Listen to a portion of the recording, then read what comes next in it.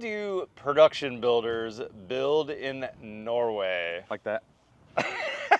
I'm Matt Risinger. And I'm Jake Bruton. And we are touring a production builder house, a very affordable $600,000. By the way, this is one of the richest countries in the world. Production builder house. What do you think, Jake? Let's take a look. Let's get going.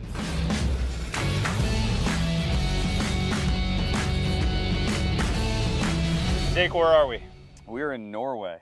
Outside of Kristiansand, which is a pretty big town on the coast. Beautiful little development. I love this Norwegian architecture, but these houses we're going to here, they're basically townhouses. Yeah. Production builder. The garage is going to separate them. A lot of interesting stuff here, but one thing I want to mention is that they told us specifically that this development, Jake, is different than the way they normally build, because in Norway there's a thing with carpenters like Kim that we met, who said, look, carpenters do everything. Like, they take the building from concrete to finish out. Like, we do it all. Start to finish. And this job, they specifically said, is different, and they wanted us to know as American builders that they're doing the American style subcontracting. They're doing it our way, that's right. So now we've got a framing crew, a drywall crew, an installation crew. I think they still have trades here, right? I don't think the carpenters do electrical or plumbing. But normally the same carpenter who frames it is doing the drywall, is doing the trim, is doing cabinet install, the whole shebang. So this is a little bit different. Now, we can't see a ton of details on the outside on these kind of finished, almost finished houses on the outside. But can you walk me through what the exterior is that we're seeing here? Yeah, so you can see a little bit of a pinkish board here. That pink board is an exterior rated gypsum. Yep. It's detailed on the seams with a siga wig glove. It's a tape that they're using for air sealing and water management. Yep. And then you can see that we have a rain screen assembly. It's basically two different layers of pine strapping in two different directions, so that they can strap on the framing and then strap horizontally across that, so that then they can get a vertical siding. So you have your hand on a pine cladding. This is pressure treated just like we would get treated, slightly different chemical process, and then bathed in basically fish oil. It's TNG on the ends, and then it's shiplap on the sides. I like their TNG profile too. It's going to watershed correctly, right? And they installed it smartly so that the water is shedding off of rather than into the tongues, or the groove side rather. Positive slope away. Tongue up is what I mean to say. All the ends are cut with a positive slope away from the building. All the heads are cut with a positive slope. To promote drainage. Because they're a production crew, everything is nailed except for where they might have to take it off to like replace a door at some point. It's screwed. Yeah, he mentioned there's specifically screws at the door locations, but everything else is nailed, I think, for speed and cost. Yep. But he did mention also that these triple glazed windows, by the way, that seem real nice. I think that's UPVC, I'm not totally sure. They're wood with clad, yeah. They're wood with clad, even nicer. He said specifically that the window manufacturer talks to the metal guy, and the metal manufacturer sends these gorgeous sills out. I gotta say, I was jealous on these sills. And because they're a production company, he was like, we don't even know the metal guy. Oh, is that right? The window guy and the metal guy talk, and the metal pieces just arrive at site made. That's so cool. And then he mentioned specifically these sills screw in underneath in a couple spots. But look at the craftsmanship, even on a production builder job. You know, this strip here, it looks like was ripped on a table saw. It's got a nice, 30-degree bevel on here to match the sill profile. The sill has a nice drip cap on there, bent back on this hem. You mentioned this earlier, but I want to say it again because I love it so much. They angled the siding coming down again, so it comes to an angle. And even this trim piece, which is basically kind of like a jam extension, also angled as it comes in there. So I thought it was interesting on their sign. I translated with my little Google Translate app. They have this, looks like a fingerprint and a wood print coming together, and it says good craftsmanship and good wood. It's kind of their company motto. Yeah, they're taking their time in a production sense. Like when we say production builders in the United States, we kind of use that as a derogatory term. Derogatory. We don't talk about the big guys in the United States in a kind way. Right. These guys are awesome. And they're finding a way to do things in a way that like we kind of look at longingly for, like, we would like our job site to have nice metal sills. We would like things to be cut. There's stop miter in the corner of that window that, like, I strive for that on I my like the job site. craftsmanship. That's right. Let's go inside and show you framing. Come on in. Okay, so Matt, we are looking at things that actually look fairly close to the United States, right? Yeah, similar but different. So first off, the wood, we've talked about this in other videos from Norway, appears to be almost like a true 2x. This is like 1 7/8" material, almost 2 inches.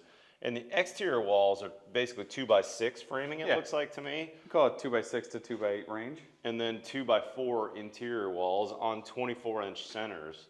What's interesting to me is that drywall on the outside, the gypsum sheathing, is the only sheathing, the only shear value that I'm seeing.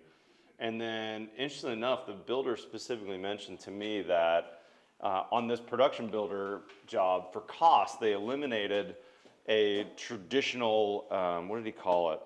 Basically like I think he called it a laminated header. I got the impression maybe they eliminated an LVL from that header. And he thought this was really cool and specifically pointed out they've got a solid rim joist that looks like a true 2x12 It's maybe? a glue lamb of sorts. And then they put a 2x6, it looks like on top of it, that's both nailed and it has some structural screws to attach it. Yep. And then they've notched the eye joist, so now that's acting like the structural header, which comes down and brings that load path down to these 2 king studs on the other side of these windows. Isn't that interesting? So in essence, what they've done is they've just adopted advanced framing, as we would call it in the United States. They've killed headers wherever they can. Yeah. They've bumped their headers into the rim. Yep. In the center, they've either gone to a smaller header, or they showed us upstairs, they showed us a couple places where they eliminated where they used to do steel on the same floor plan. Oh, interesting. And they went to a glue lam because it's cheaper. Yeah. And it's all this, like, you hear cheaper out of his mouth, and we hear we're paying for less wood and we're putting more insulation in the walls in the way we sell it to people in the United States. And it's all the same things that we talk about, where at the very end of his sentence where he said cheaper, he said more insulation. Right. And it's like, oh, we're all headed in the same direction. Yeah, they're being smart with all of this. I want to talk about this staircase. Please do. Yeah. So this is not the finished staircase, although this is a permanent job site ladder for the entire construction. If we look at the other side of this duplex, this ladder is still in place even though they're hanging rock. This entire square here, you can see that these aren't eye joists, these are 2x6s. Yep. And this is a temporary floor that's not glued. This will come out, and this space is the staircase in the end. So that'll be all open in the future. Yep. And this has a hatch on it. So what's the hatch do for you? And so the hatch stays closed when you're upstairs working. So you don't fall down. So that no one falls through, and so that you can set a ladder wherever you need up there. That is darn smart. Because this staircase that winds right here is a pain in the rear for painting on this clear story wall, or hanging light fixtures or whatever. And at the very end, they can pull this out staircase and only have like 2 weeks worth of working in this clear story space. And that could be a real pain in the butt, you know, if we had it open already, where this hole is not as convenient as carrying things up the stairs, but when we have a winding switchback staircase here already, that already stinks for carrying stuff up there. So what does it matter? Super smart. I love that detail. Yeah. And on a side note, interesting to notice that they're using eye joists, which feels like a regular old American eye joist. And when we go upstairs, there's a detail I want to show you. So come on upstairs with us. All right, Jake. As I come up, will you close that hatch for me? Yeah, there you go. Check that out. Nothing special, just a couple hinges, one cut board so it doesn't flap all the way over. It stays, and that way you remember to close it. And when I came up, I couldn't help but notice, we saw this subfloor material. It looks like 2 foot by maybe, I don't know, 5, 8 6, foot or 6 foot or something. It's basically a high-grade particle board. Particle board in the center, and then like almost MDF on the top and bottom face. Which we saw a ton of at the hardware store. We didn't see any sort of like OSB subfloor. No plywood materials. It's just a different way of doing it. We don't see it in the US. Yeah, so they've glued it and nailed it. And interesting up here though, you can see some of the glue pieces, but the netting, I was like, what the heck is this netting for? Fishnet. It looks like fishnet. I couldn't figure it out. Well, the builder told me, oh, well, we put the netting up when we're framing so that no one falls through the eye joists that are open. But he specifically mentioned that just recently they switched to a foam glue, you know, like an all polyurethane, kind of like the Advantech glue we've been using for years. This one's not purple like the one we use, but you can see a bunch of foam sticking out. And he said once they switched to foam glue, they had no problem with adhesion now. It stayed really well. But before, I got the sense that he was using some kind of gun foam that was more like a thick caulking, you know, like the old PL 400 we used to use back in the day. And that was a problem. And that was a problem for the netting. It wouldn't stick. The subfloor would have squeaks, that kind of thing. So it's really important to note, like, safety is a much more, it's taken much more serious here. Much more seriously. We couldn't get on the site without this gear. And we were with a builder yesterday, and we were touring a hardware store, and the aisles and aisles of safety gear. And I said to him, like, you know, if we're in the U.S., the safety section is like 2 bays wide. And I said, we just don't take it serious. And he said, sometimes we take it too serious here. And I was like, oh, builders are the same worldwide. Like, we all have the complaint about one way or the other. Having to wear a hard hat. Yeah, and I was like, I wonder how often they're complaining about having to put the netting up that saves them from falling through the... There's a big section here that looks like someone maybe did fall. But this looks like body-sized little bit. A little spot here. But anyways, next door, Jake, they've got insulation going on. It looks like drywall, electrical. How about we cut here, let's go next door and we'll show them the next phase. Okay. Let's do it. Okay, the next phase of construction. So mechanicals are in. They're working on drywall on this job. What's the first thing you notice? It's my favorite movie, Tremors. There's worms running all through the building. Yeah, not a single thing is not in conduit here. Electrical's all in conduit. And it looked to me like the plumbing, the PEX pipe even comes with conduit. Everything here evolved from that, you know, concrete and block buildings where everything was fished where it could be repaired or replaced. And so everything is fished in conduit. Interesting. And most of the conduit now, it appears to be pulled with the wire or with the PEX in it. Right. But it used to be hollow and empty, and now it's pulled with it in it. And it's just the way they do it. And but could you, in theory though, let's say, snake a new wire through this conduit from one spot to another continuously? Yeah, it appears that's kind of smart. It's all set up so that it's replaceable at any point, or serviceable, we should say.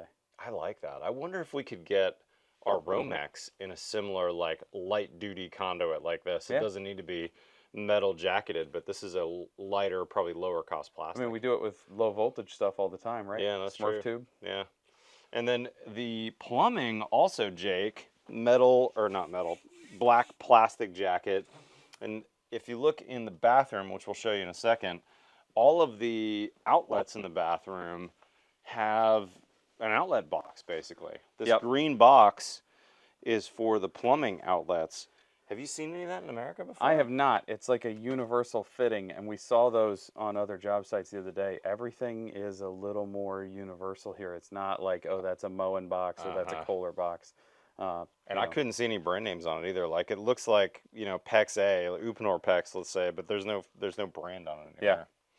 The other thing that really stands out for me when you come in here is both walls and ceiling get strapped horizontally on these walls so that they can add 2 inches more of insulation. This is kind of their less costly version of exterior insulation to break that stud thermal break. Yeah, so we're looking at just 2 here, but then we have a poly vapor barrier. They run a 6 mil vapor barrier with their 6-7 inches of insulation on the outside of that. Yep. And then everything in here on that poly vapor barrier is taped with Siga tapes. Yep. And that's who brought us out on the trip, was Siga. And then, interestingly enough, they showed us in the unit next door where you've got those eye joist cavities coming out to the band joist. That's kind of a tricky detail to get your vapor barrier right. And if someone were to cut a hole in the ceiling and there was some airflow in there, that'd be a problem. So they've got a really wide piece of Siga Fentrum. Yeah. I'm not sure what that was, 16 inches maybe? Yeah, they make one that's the height of the floor joist plus a couple inches that then has tiny release liner on the top, tiny on the bottom, where they can tack it top and bottom and then peel it, and the thing just pushes into the joist bay. It's kind of now they're able to connect bottom of subfloor to the top of that poly, and it resolves having to tape 4 sides of a piece of poly that gets cut to that size. And now you've got both a vapor barrier and an air barrier in the inside. Yeah. Which in the past, I've only really accomplished with some type of spray foam. So that's a really nice detail. Using inexpensive isolation, they call it, rather than insulation. And then a more expensive piece of siga, but certainly less expensive than spray foam. And then they strap all their ceilings like they do in the Northeast everywhere. And you can see there's conduit running underneath rather than drilling through each one of those eye joists. And then they're hanging drywall and they're done. I don't get the need for this metal inside corner they've got everywhere. Is that a detail you've ever seen before? I think that's we come from doing plaster at some point. You know, you used to have metal lath in the corners, maybe. Maybe that's right. It's also maybe just we're European and we do things with overkill. It could be. I don't know. I talked to the carpenter, the young man that was in here hanging gypsum. This is maybe 700 square feet, and there's 6 or 7 rooms down here. And he was hanging by himself earlier, and I said, "How long is it going to take you to hang this space?" And he was like, "I'll do it today by myself." Oh my gosh. And I was like, "I know it's only 700 square feet, and you have a lift, but I don't think with all the stuff that you have to cut around, I'm not sure I could hang it by myself." And he was like, "I'll be done today." No and problem. I was like, "Oh, he got more cocky after I said I don't know if I can do it." So good for him. Good for him. Yeah. So it's interesting. It's very cool to get to see this stuff and get to see that it's similar, but it's not the same. Yeah, there's a lot of similarities here. The one takeaway I think now that I'm totally done is I'm going to look into running my electrical and plumbing and conduit so that there's that remodelability, serviceability. I really like that aspect of what I've learned here today. I don't know about the exterior gypsum. I don't love that. I think that could be a better detail, but again, I said at the top of the hour, nothing's affordable here. This is a very expensive country. But this is a more affordable style of housing, production builder, but still really good quality. I just had an epiphany of one thing that I just now noticed that I haven't seen. What is it? There are no nail guards in this entire building. Oh, that's right. There's nothing that's protected from. That's interesting. Yeah, Sorry. that is interesting. So like where this conduit's close to the edge of the stud, we'd normally put a metal stud shoe there. Yeah. They don't have any of those here. I wonder why. Yeah. Maybe because they trust the drywall installer to be smart. Maybe. Which we don't always. Guys, thanks for joining Jake and I. We've got a bunch more content from Norway. Go check it out. And if you don't know Jake Bruton, he's shooting videos all the time at his job sites. You can check him out on Instagram and on thebuildshow.com. And his current series, which is going on right now, is What Should I Use on the Build Show Network. We're on episode 4, 5, 6 by the time this gets published. Jake's doing a deep dive into all the specific parts of the house and what materials you should use. You got to go check it out. It's an amazing series. Jake's a second-generation builder, building in both Kansas City, Kansas, and Columbia, Missouri. Did I get that right? Yep. Fantastic builder. Super fun to tour this with you, Jake. Guys, hit that subscribe button below. We've got new content here every Tuesday and every Friday. Follow me on Facebook or Instagram. Otherwise, we'll see you next time on The Build Show.